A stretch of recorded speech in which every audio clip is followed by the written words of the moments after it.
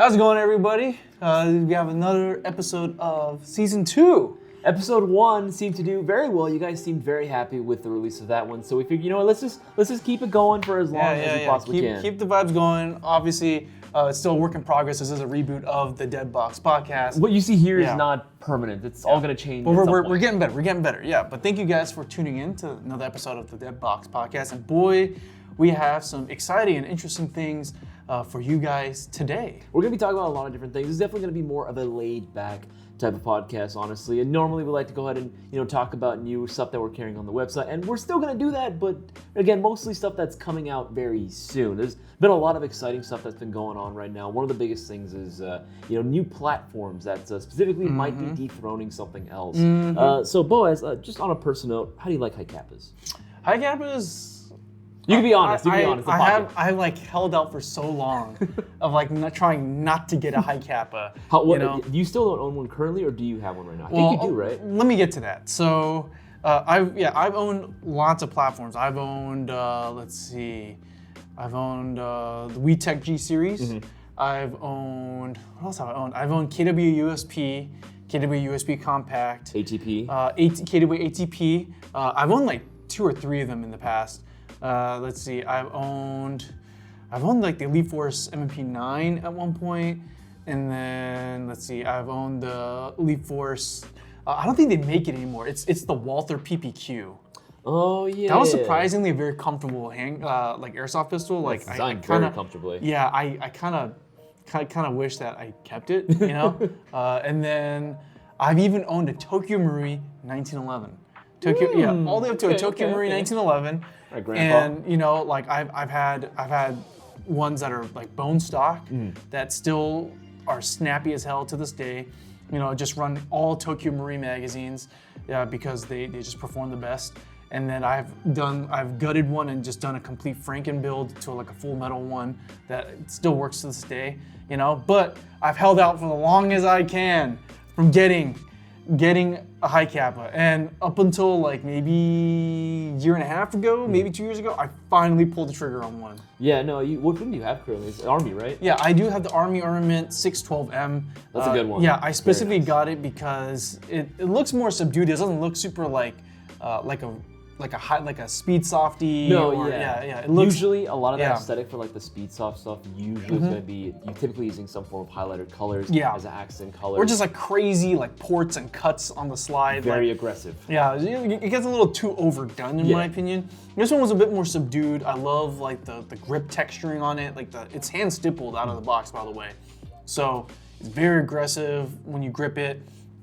Like I said, subdued like design plus optic mount. That's cool. Optic amp mount with the raised suppressor height sights. So just that combo, I was like, okay, well, And then in the real firearms side of things, like real firearms culture, the 2011 platform is becoming more and more popular.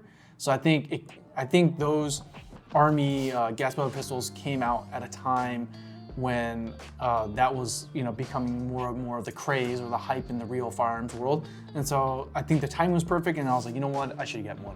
And now that you've actually, again, since you've owned so many different platforms, I'm sure you can see the benefits, obviously, with going with a high kappa. Obviously, you've held out for this long, but it's got to be nice to know that, like, hey, the minute that something goes down, you can easily just go to anywhere on our freaking site, right? And you're like, all right, I need this piece, I need that piece, or even magazines. You're not gonna have to struggle. There's just so many people. It's such a well-known system. You're bound to find someone at the airsoft field who's been working on high kappas for years. So like if something does go down, someone will be like, oh, let me take a look at it, and then they'll know in a very short period of time like what's wrong with it. Like 5 minutes, they can fix it immediately. Yeah. And then I'll be like, cool, thanks, man. I'll go into work the next day and be like, all right, guys, I need to buy these parts.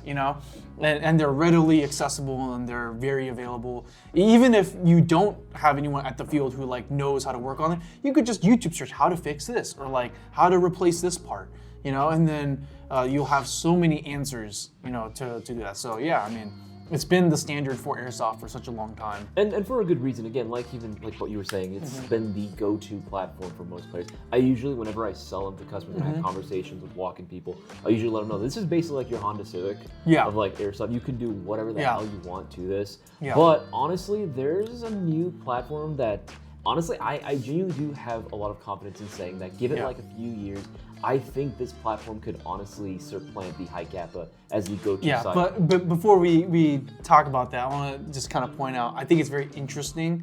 Let's say like, how in Airsoft, it kind of follows in lockstep with like the real firearms culture, right? So like in the United States, right, we have like the AR platform, right? That's like the most ubiquitous, the most popular, the most common, the most accessible. It's cemented itself. It's actually, it's cheaper. Nowadays, post-Cold War, it is cheaper to get an AR in the US than you would other platforms like the AK, right? There's actually some other Cold War relics too that are but it's expensive. just more expensive to manufacture those things, which is why the AR is actually cheaper.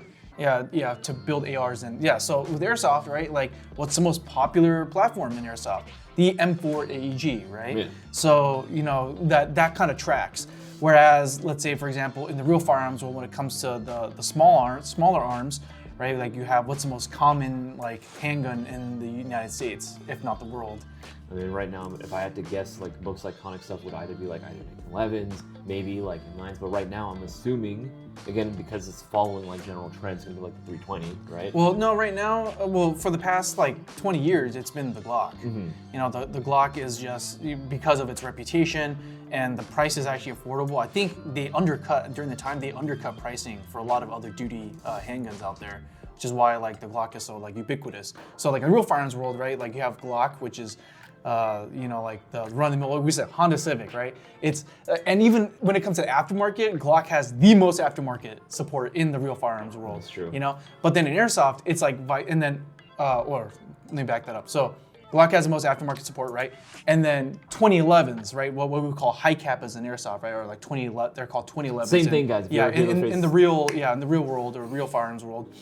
Right, those are like the Gucci guns. Those are the ones that are like sought after, right? Like they cost more. They come at a premium, right? A bit more refined, you would say, right? But in Airsoft, it's kind of vice versa. It's switched, it's vice versa, right? The high cap is the most ubiquitous, the cheapest, the easiest to produce, right? The most like aftermarket support for it. And then I believe all those years ago when Elite Force finally acquired the license to Glock and they started making the Elite Force Glock. 2017. 2017, I believe. I mean the quest to find an Airsoft replica Glock.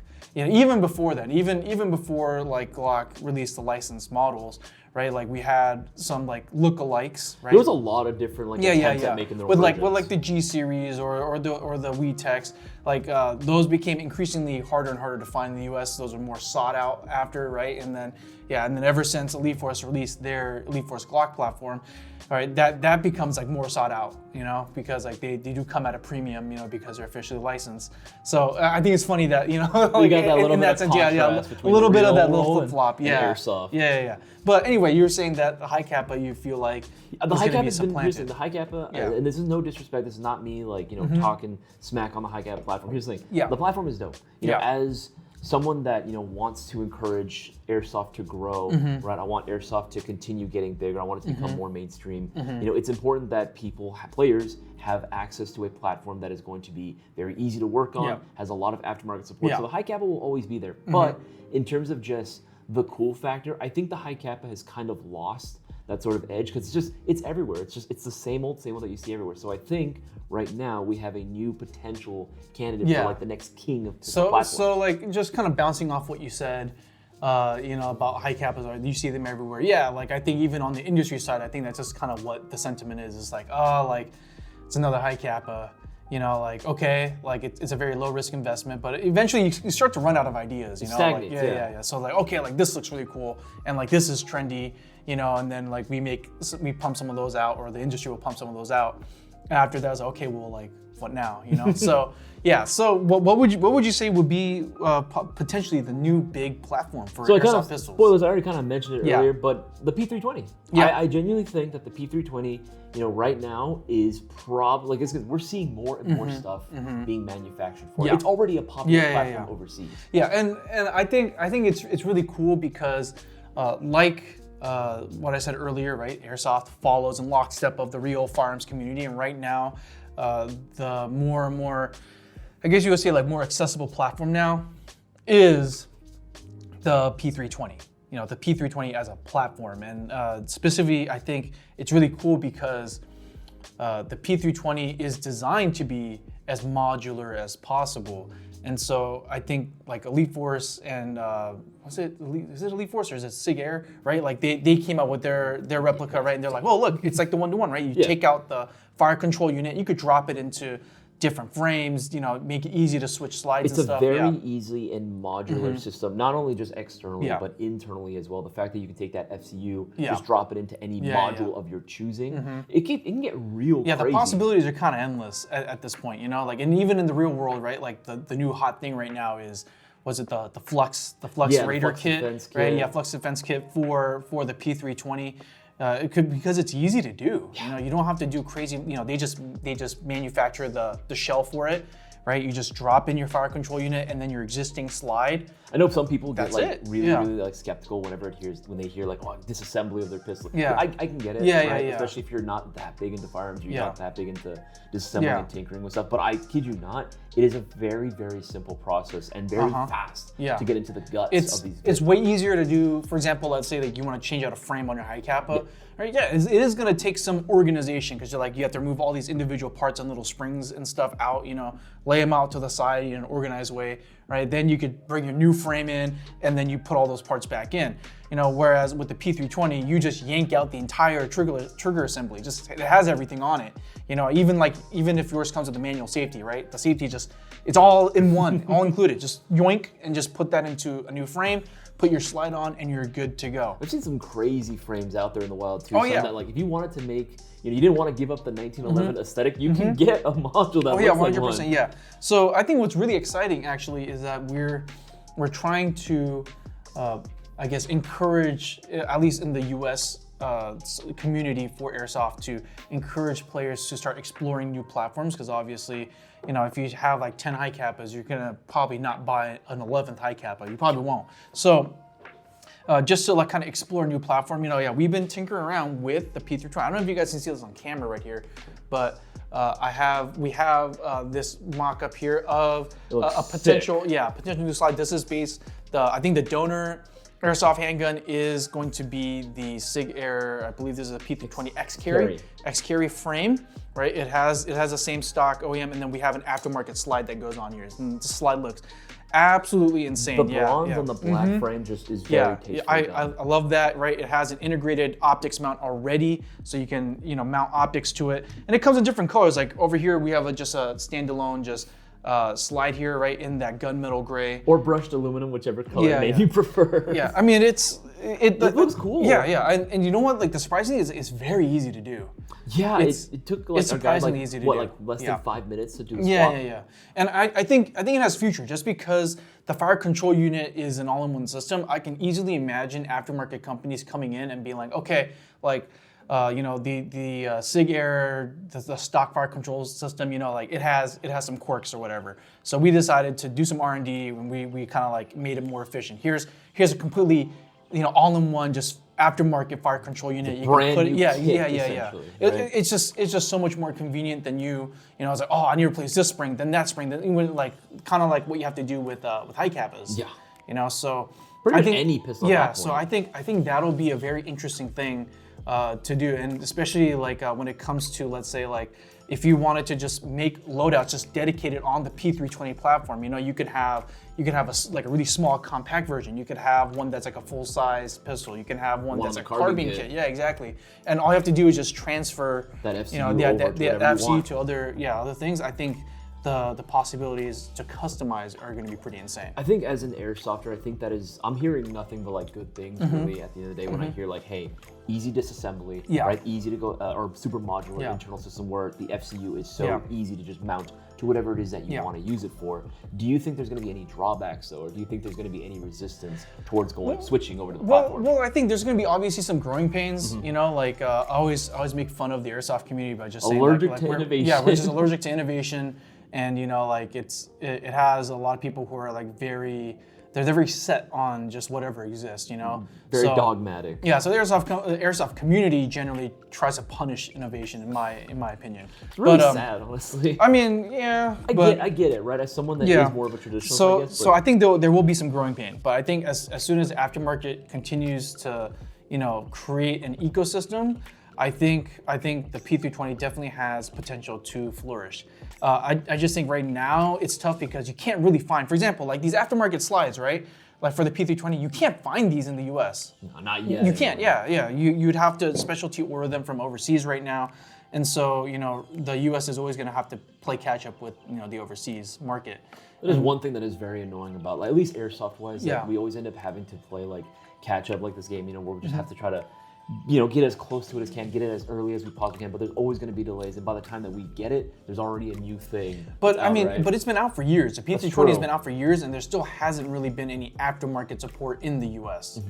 So that says something. And I think the fact that like we looked at it as a platform, like, hey, like this has potential. We're hoping that we could Starting to take it just to kind of like help the airsoft community kind of expand and explore different possibilities with their hobby. And speaking of other platforms, right? Like for example, the Elite Force Glock. Oh yeah. Elite Force Glock has such little aftermarket support in the U.S. still to this day. I think right now we've been really trying hard to. It's getting better. Yeah, make it more of like the standard. Like, hey, if you want to run something that looks like a Glock, get the actual thing, get the Elite Force Glock, and we have aftermarket support for it. And so like we have, we still have parts specifically for the Elite Force Glock platform, which is cool. But I think it's starting to grow. Like for example, like Isaias, right? Camera. He has these aftermarket magazines. They're probably going to be the first aftermarket magazines for the Elite Force Glock to hit the U.S. You guys can see we got this really cool hex pattern on There's there. a hex pattern on it. It comes in different sizes. So you have your 50 round mag. This is your 35 round mag. And what I think is very interesting, I believe this is from a company called PH Plus. PH Plus, so the PH same Plus. guys that make everything so far. Yeah. So they have designed. This is supposed to be a true universal fit for anything G series. So this will fit obviously the Elite Force Glock, right? Gen 3, Gen 4, and Gen 5. I don't know how they did it. It works great. Yeah. And it'll also be compatible with the Tokyo Marui G series and the WeTech G series AP01. I tested it into pretty much everything that I could find. That even like the really weird, I believe like VFC made some like PCC, gas bottle PCC. Apparently it works for that too. Yeah, but we've tested these with the Elite Force Glocks and they feed flawlessly, which is pretty crazy. That's awesome. Yeah. Because again, there has always been that kind of like discrepancy with magazines for like, hey, these G series mags will work with this Glock, but not this Glock. It's always been this like song and dance that's really annoying. So this makes it a lot easier to figure out what's gonna end up working. But hey, like but it just goes to show overseas right now, like the aftermarket still is still happening for these other platforms. It still exists. It just they haven't really hit the U.S. market just yet, So these are all things that are going to be hitting actually the Airsoft GI website. So just keep your eyes peeled for it because we are we're really determined to try to expand the horizons of airsoft players out there, so you don't have to just run a high cap. I started taking pictures and posting these onto our Discord server, which if you're not on our Discord server, make sure you're on that. I started posting them and then we started getting a lot of positive feedback from that. It was really, really cool to see that there are people that are really, really appreciative of the fact that we're trying to keep our ears open, listening into developments of any new potential products. And even this guy right here. Oh yeah! Even this guy, which is my personal Tokyo Marui MWS gas blowback M4, right? Like, I honestly believe gas blowback is going to be the future of airsoft. It is. I think the aftermarket overseas is absolutely exploding right now. This same company, PH Plus, that made the magazines and the slides, they have also released some internal components for the MWS as and well. it's in here. It's in here. So today I installed a new CNC aluminum hop-up unit, hop-up arm. I believe it has a aluminum hop-up nub, which I thought was really interesting. It's a little interesting, right? Yeah, it has a unicorn bucking and unicorn inner barrel, obviously. We try to carry the unicorn ecosystem as early as possible because, because we want to accommodate for the gas blowback platform. We have that in there. I believe PH Plus also makes it was nozzles. Yeah, not nozzles. It's a rocket valve. Oh, okay. Yeah, the rocket valve where instead of running an NPAS, like a variable air system, you can have a low power, medium power, high power rocket valve that goes inside of your. You want to show them off? I mean, they're really small. They're super small. Camera. They're super small. Yeah, but Unicorn also makes aftermarket reinforced nozzles, nozzle springs, like so. Already, like that's just a tip of the iceberg of what the ecosystem, the aftermarket ecosystem is for the MWS. Yeah, overseas it's way bigger. Like I said, it's been exploding. It's gonna get only bigger too. Yeah. So I think eventually in some years, I think right now what's really holding the MWS back right now is that there are no real good clones of it right now. So you can only buy direct from Tokyo Marui.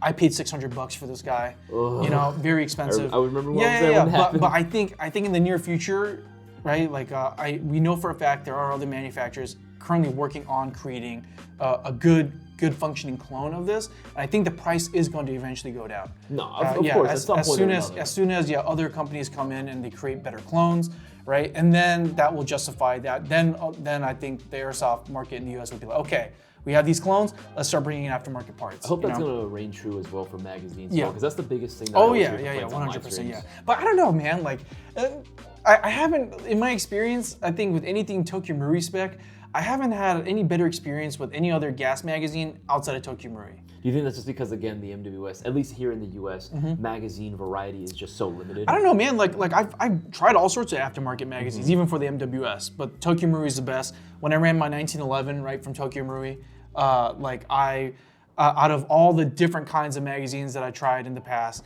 Tokyo Marui 1911 magazines were just the best. Even with the high kappas, right? Like I don't even use the Army Armament magazine. What? Because it's not that good.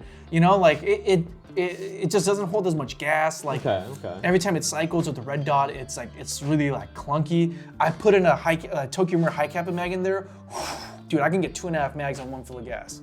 I don't know, man. Honestly, my personal favorite mags for high kappas have always been when it came out, the extended silver mags that the Jag makes. Yeah. One of those, like the 40 rounder, 42 Yeah, rounder. I think Jag is pretty good too. Like I wouldn't say Jag. I don't think Jag makes bad high kappa mags, but I'm just saying Tokyo Marui is just the best. Like I don't know what it is. Like it's just that's just my experience.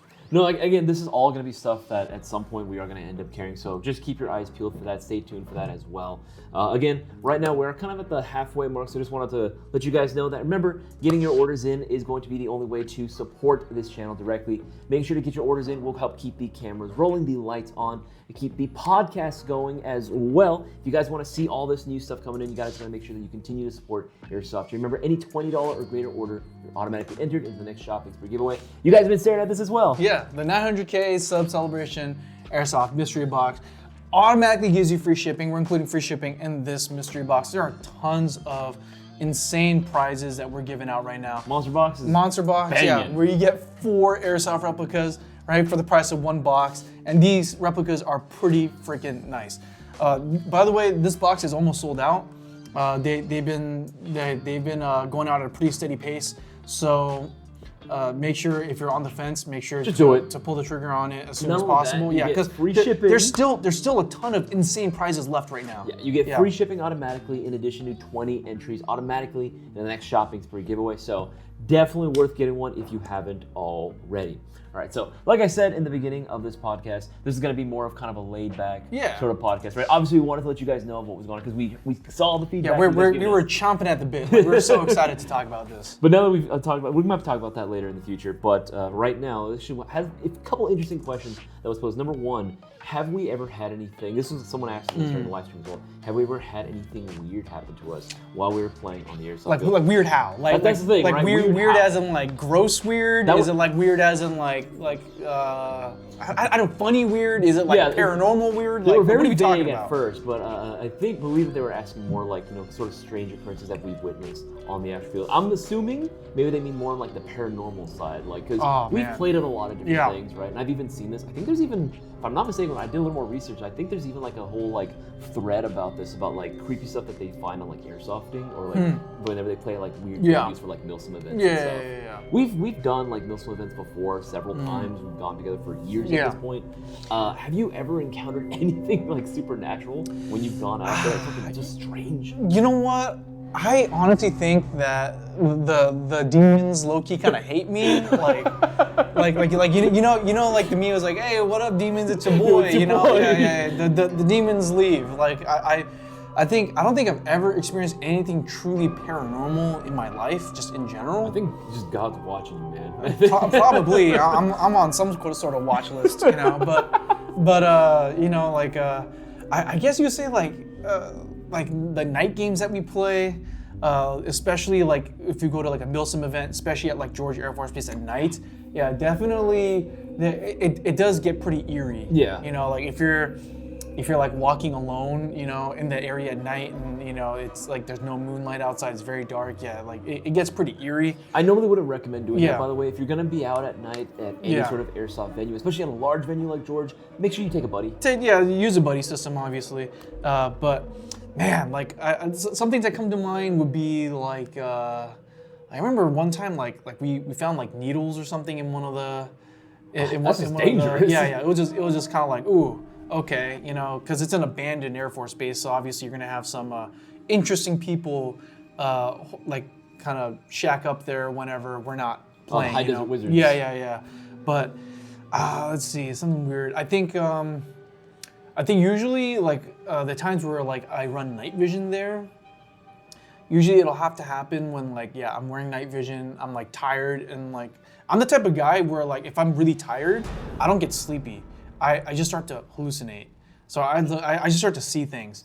And so Sounds like a nightmare, especially with night vision. Yeah, but like is that the kind of hallucinations where you're like you're getting some like demonic schizo like visions or whatever? It's just like because I remember listening in. There was like apparently during like the early days of Vietnam, because they did have night vision back then. Yeah. Very very like early version.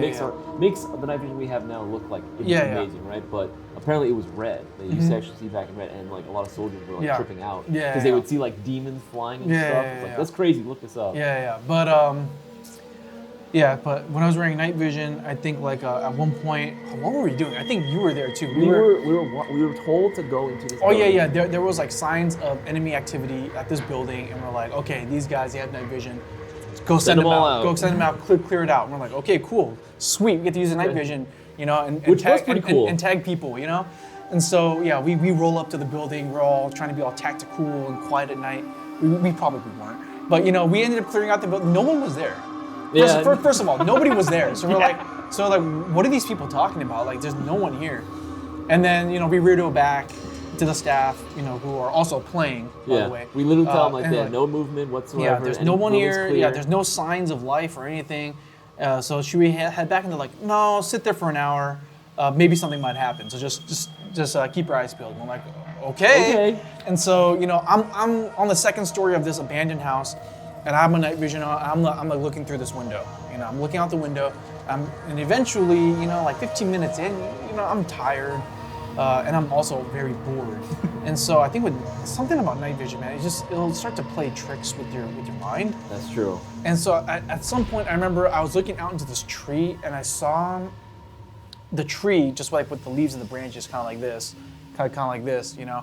It just kind of shaped into like a cat's face, and I was like, what, like, dude, I just see this giant cat face. Like, what? He was radioing this in as well to all of us in our channel. Yeah, and I'm like, and then eventually I was like, because I knew it wasn't. It's not a cat's face. It's a tree, you know. But like, it just the pattern of the leaves and the branches is kind of formed into like a cat's head, you know. And then off to like my peripheral vision, off to the side, I start to see. I remember at GI a long time ago, I used to have this like those cardboard cutout stands, you know, like usually it's like an advertisement, but I remember there was a specific one for mechanics gloves. And it's like this high-speed goon dude, you know, like kind of like this with his M4, you know, and he's like showing off that he's wearing mechanics gloves. And I remember like off the side, like my peripherals, like kind of like in the dark, I saw that stand just kind of like materialize there, you know. I'm like, whoa, like I'm tripping balls, bro. He tells me your radio's he's like, dude, I'm tired. I'm seeing the mechanic stand from the storefront. It's right next. I see it right there. I'm like, dude, this is not okay. But that's like one weird thing, I guess. It's funny that you mentioned that one, because I remember specifically that story, because it's the same time where I actually fell through the second floor. Oh yeah. Your leg was like, you're like, ah. I didn't see. Again, I was tired too. So I have my nods on, and I'm like, all right, I'm walking through. The building's been cleared, right? And you remember Joseph, right? Yeah. He's on the other side, and he says, oh, watch out for the hole. And I shit you not, I'm walking through, I'm like, what hole? And as I say that, I take another step, and just, my legs fall through. I'm barely clinging on by my fingertips. I'm like, oh crap, because I have my saw like wrapped around my neck via a sling. Thank God I had it, right? And I had to crawl my way up just to get back out. But that was pretty bad. That's a certified Call of Duty moment. That's a cutscene right there. No, press X to get the quick time event. Yeah. A certified quick time event, you know. I think the creepiest thing though, or the weirdest thing, I don't know if it was paranormal. It was just strange.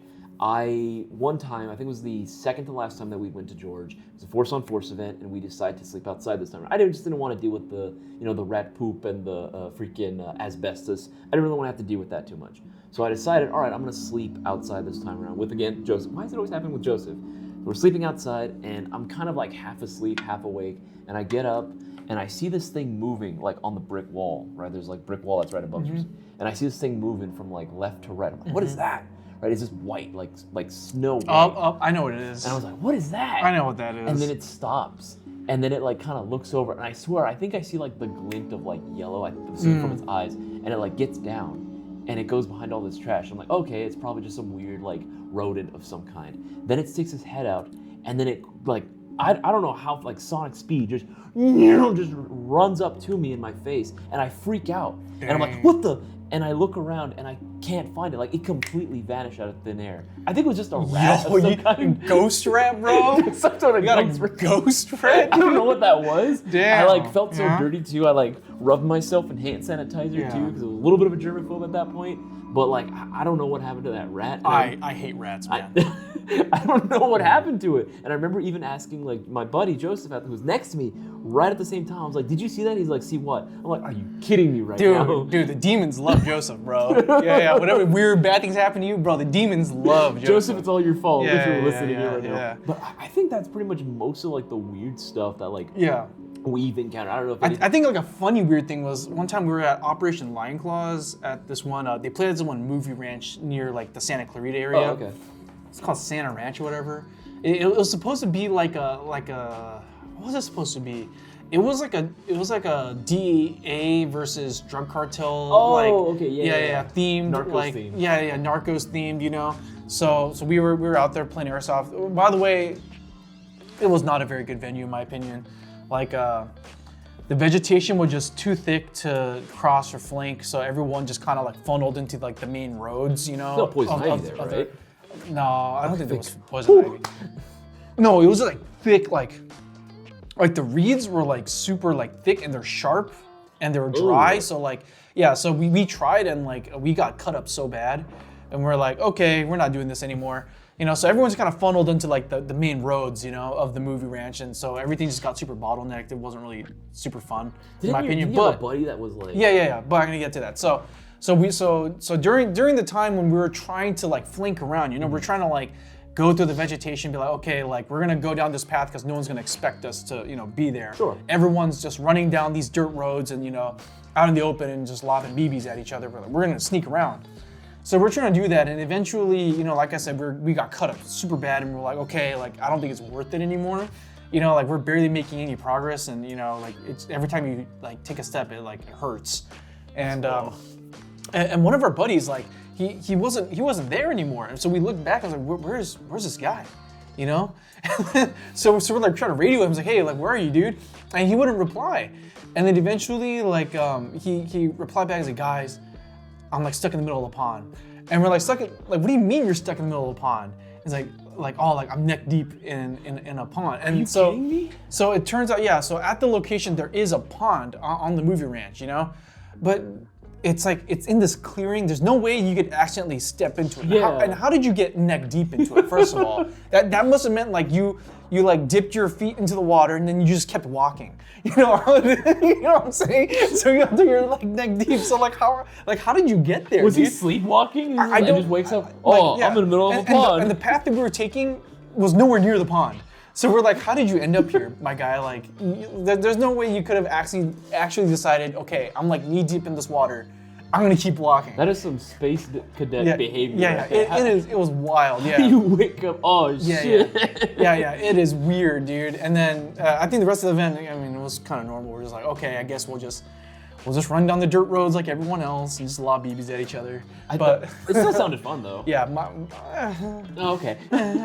I've definitely had more fun events at Lion Claws than that. I think that was probably my least favorite Lion Claws to date. Yeah, they've done the TAC challenge at the airplane graveyard. That was super That one fun. sounds fun.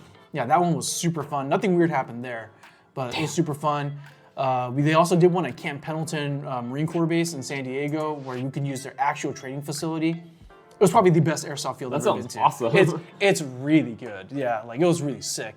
And then that one we played a night game at, and I didn't have night vision for that one. Oh. Yeah, so I got absolutely clapped. Yeah, and no, dude, like the first Marine Corps Recon Battalion, they were like sponsoring the event, and then later they came out to play with us. They wwrecked all of us. We got absolutely trashed. One thing that I thought was at first like really weird, and I was like, oh man, I'm so glad I got this on camera. It turned out to be nothing. Do you remember Operation High Tide? The one that happened on the boat? Oh, yes. I remember going to that one with my boys, and there was one part where, you really have to go into the bowels of this ship, right? And it's an old ship, right? It's the USS Hornet, right? It's been around for a very long time, right? Yeah. So we go down into the bowels of the ship, we're scouting out everything. We are lost. Like, we actually have no idea where we are. We go underneath the mess hall, and we're like, it's an older ship. It's gonna make some noise.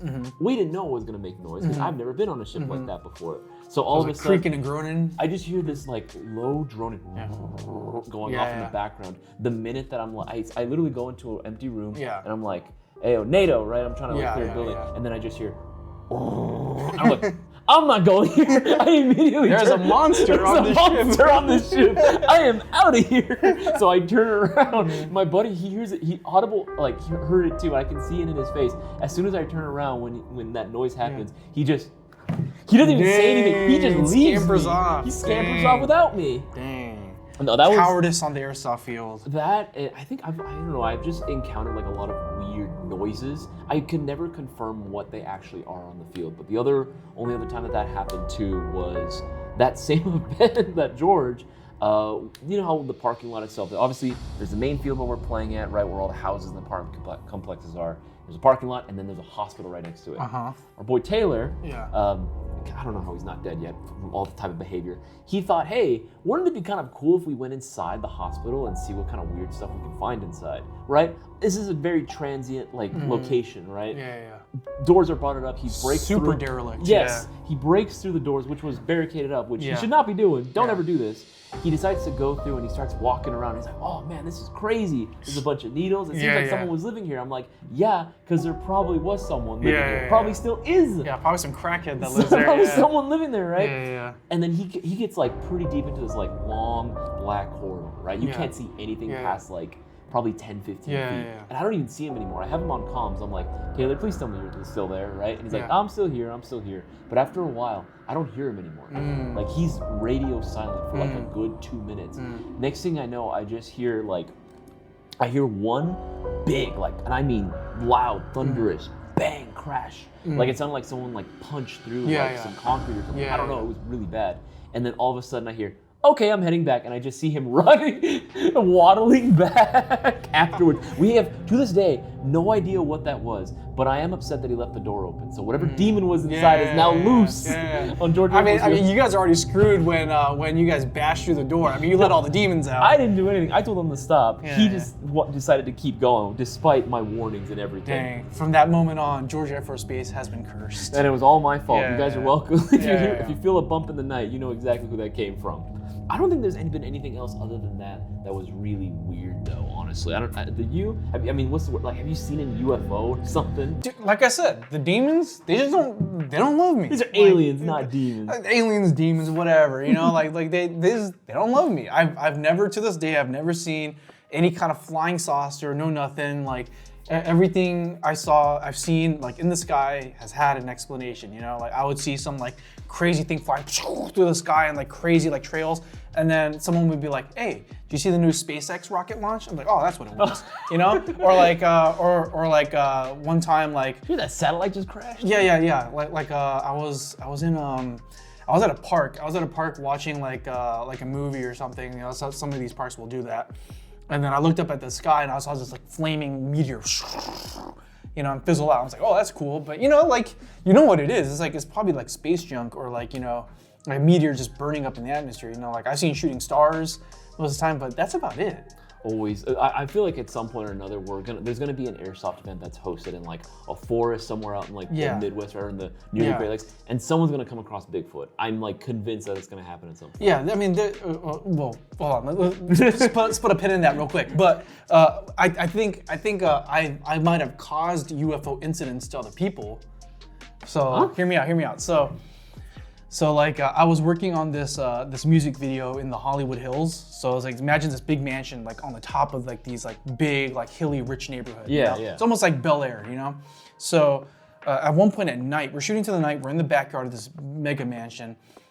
They decide to put on a big powerful like light on a drone, like this like quadcopter big drone, you know. Oh, I know. And so it was supposed to be like a spotlight to like light the singer or whatever. You know, and because we're shooting outside, we couldn't rig any lights anywhere because, you know, you would see it on camera. So they were like, okay, let's throw a drone up in there. So, you know, we fog up the whole, you know, backyard with a thick fog. And then we just, the drone pilot just sends the drone up, you know? And then they just turn on this big light, you know? So with the fog, it just looks like a tractor beam, you know? So like, I'm sure if someone was to look in the distance, you know, they'll probably see like these like blinking lights from the drone, you know? It's like, it's standing perfectly still in the sky. And all of a sudden you see the, it's this beam of light, you know? They're probably like, oh shoot, they're the aliens, they're beaming someone up, you know? Close Encounter of the Third Kind stuff going on there, dude. But what you're saying, cryptids, yeah, dude, like I heard like there's lots of areas, like especially in Canada, you know, like big parts of Canada, like they're not inhabitable, and apparently like there's a lot of natives for like thousands of years that like live there, you know, like near like these big like tundra woods, heavily wooded areas. They're like, yeah, we don't go past that area because like a lot of bad things happen there, you know. I mean, I think we even have it like here too, like the Appalachian Mountains as well. Like that whole area, like even if you go back to like Pangea days, right? This is the old boomer times, right? Go back to Pangea days. The Appalachian Mountains, for the most part, have still remained intact. They are a very primitive land. Yeah. Like our boy Wendigoon talked about that. Hey, Wendigoon, hit us up for a collab. By the way, we love you. Yeah, dude, like. I'm terrified of the woods, man. Like I don't know. Yeah, I don't know if I'll ever play airsoft in the woods. Like it's like, hey, we're doing a night game in the woods. I'm like, I'm out. I think I would still want to try it just because of like the morbid curiosity would get the better of me. Dude, but just imagine like you're trying to flank someone in the woods at night, let's say, and then like it doesn't have to be anything paranormal. Let's just say like the trees are just too tall. You can't even see the stars in the sky. And then you're like, oh shoot, where am I? You're just getting lost there. And there's no cell signal, there's no nothing, you know, because trees are like running interference to your signal. Like, what do you do? That's ignoring just like the regular full like animals that like actually live the regular ecosystem that probably looks at you like you're a meal. Yeah, dude. I mean, like even at one point, like I remember, like I was going to the desert to go shooting like real firearms with my buddies and stuff at night. I was trying to go there at night in the desert, and they were trying to figure out where I was, and I got lost even in the desert. I'm like, shoot, were you driving alone? Where do I go? No, I wasn't driving alone, but you know, but also at the time I was like, okay, well, like I was trying my hardest to like keep my composure, you know, because like I'm lost. There's no moonlight. It's super dark. All I can see are just like my headlights. Even the open desert, you know, you can pretty much see everything. But even then, I was like, oh shoot, like. I don't know what to do. Like I'm kind of lost here. But imagine doing that in the woods where you literally can't see anything. That's absolutely terrifying. Yeah. No, that is absolutely freaking terrifying. Yeah. So I think probably because we live in California, probably maybe like probably nothing paranormal has happened to us while we play airsoft. You know, if you go to like the older parts of the country, you know, the like ancient the East Coast or the Midwest, you know, you go into the woods, you know, probably some weird stuff happens. Honestly, like I always just imagine, that always reminds me of the freaking, like this idea that I haven't had. You imagine the first settlers and pioneers and pilgrims that came over to this country, right? Imagine their first encounter with like the wildlife here, like a bear. That's not something that you normally encounter with, usually I would imagine, too much in like Europe, right? So imagine coming across a grizzly bear for the very first time. Yeah. Like that must have been... It's a monster. That's a monster. That's a monster out there. No, but even like, dude, the first settler, bro, remember Roanoke Colony, bro? Do you remember the Roanoke Colony? Okay, all right. So there's Jamestown. Jamestown was the first successful settlement in America. Before that was a Roanoke colony, and basically what had happened was the settlers started to run out of food, and so like, oh shoot, like we're running low on food. You know, it's about to be winter. Like we need to start cannibals. Well, no one knows what happened to them, and so basically the leader of the settlement is okay. I'm gonna go back to Europe. I'm gonna grab supplies. I'll be back. Yeah. So just hold out for a little longer. So he goes and then he gets supplies, he comes back, and by the time he comes back, the entire colony just vanished into thin air. Like, that, like, there was no signs of, like, you know, that people are saying, like, oh, like, maybe, like, the local natives came, like, raided them, you know? There was no sign of a struggle, you know, like, they would go and, like, open up, like, different houses, like, everyone's stuff was there. No bodies? Like, no bodies, there was still, like dishes and bowls, like, out there, you know, like, the furniture was still there, the clothes that people packed were still there. Like, it literally looked like everyone just vanished overnight, and the only sign that they had from the original settlement was like someone carved into a tree called Croatoa or something like that. And so historians to this day, like they don't really necessarily have a definitive answer. So like some people are saying, oh, maybe the winter was really harsh, and so they fled and like they integrated into a nearby like native settlement, you know? Maybe that's what happened, like, but nobody knows. That's weird. Yeah. That not even like a little thing, you know, Yeah, like don't come near here. That's why I don't live in the East Coast. Stuff like that keeps happening. That's some cursed lands right there. Yeah. All right, guys, I think that's gonna about wrap it up for today's podcast. That took an interesting turn. I was not expecting that. Now I know never to go to the East Coast ever again.